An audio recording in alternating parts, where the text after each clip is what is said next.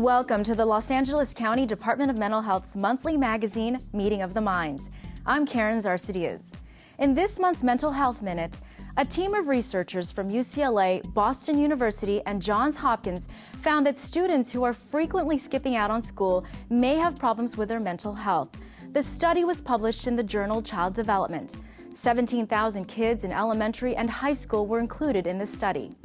Researchers found students who were chronically absent 20 days or more tended to have more depression, anxiety, and antisocial problems than their peers.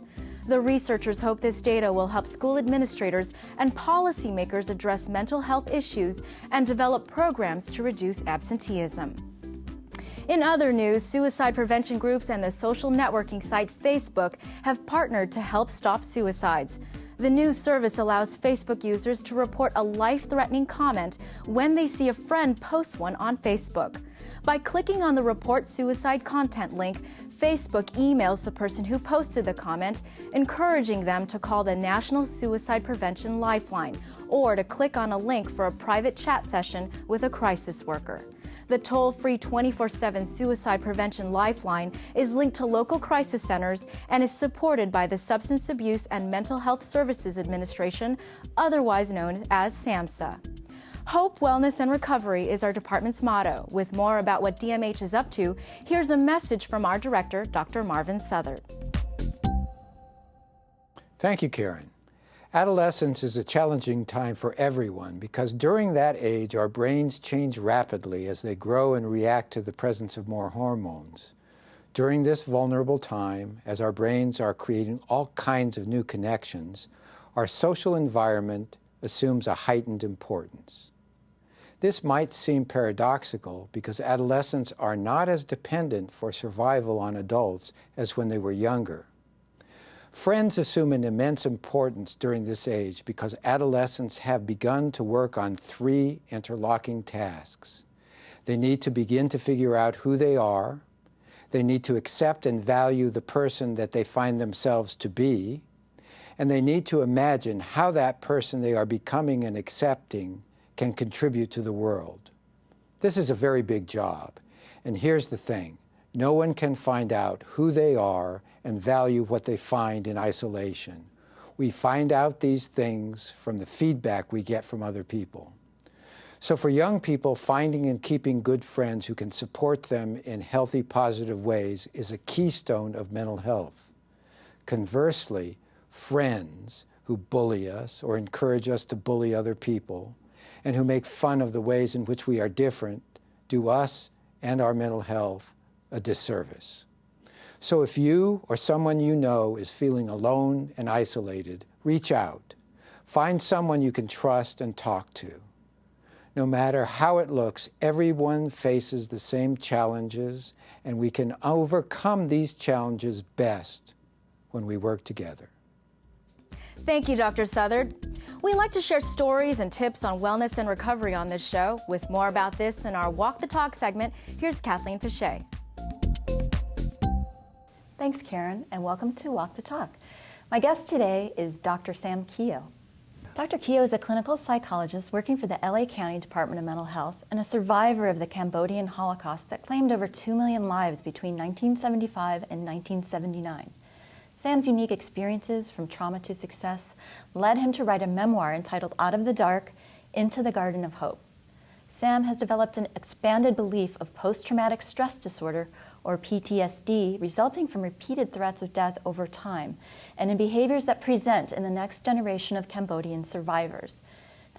Sam's here today to share his story. Welcome to Walk the Talk.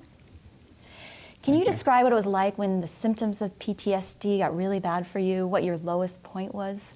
When it started, I started kind of have some nightmare and flashback, and it was really, that's my lowest point, was that I keep seeing my my late mother and my brothers in front of me.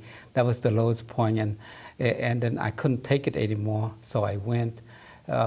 I drove off and was gonna drove off the cliff. To, just try to end the suffering. Mm-hmm.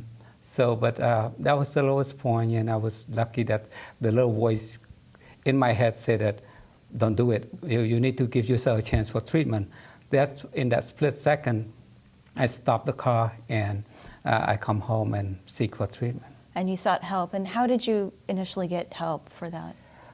First of all, it's like I was afraid because of stigma, because I am a mental health professional. I treat other people. You're a licensed psychologist. Yes, and it was like to go and tell people that I have mental health problem. What do my client think of me? That's a stigma that That's a self-stigma. Right. It's something we combat also, in addition to the stigma of having a mental illness for anyone. Mm-hmm. Yeah, and it's kind of like I shouldn't, or I should. I keep kind of debate myself. And finally, I said, I got to do something, otherwise I would have killed myself. So I went to speak to one of my friends who is a therapist, and she was very understanding, and she referred me to the treatment. So what is recovery like for you now?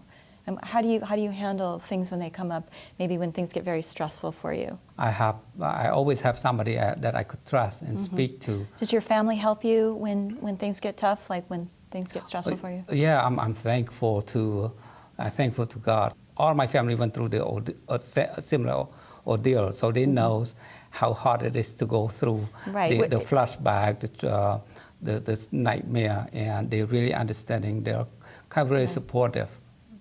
Yeah, I mean, yours is a sort of a different kind of PTSD. We normally think of it as one incident that is traumatizing to someone. But in your case, and your family's and all the refugees' case, it was being threatened with death on a daily basis over a 4-year period. And also now we're seeing different generation of Cambodian refugees, like their children are coming up with secondary PTSD. Can you talk about that a little bit? Our trauma is every day for, we live like facing death every day for the last 4 years during the Khmer Rouge. That's why in the probably 5-6 years ago that the study come out that Cambodians have 86%, as high as 86% PTSD. How do you help them? How can you help them, all these people that have so much? I have to put myself in their shoes, which I can do it very well because I was there, and talking to them and restoring hope, talking about you are here now, you're safe, and work with them to assure their safety and that they're not here anymore. The killer is not here anymore. The problem with that, so many Cambodians that have PTSD, it passed on to their kid because, like you said earlier, kids live with the parents who have emotional problem for all their lives since the kid was born. So they're not handling it, so the problems are passed on to their children.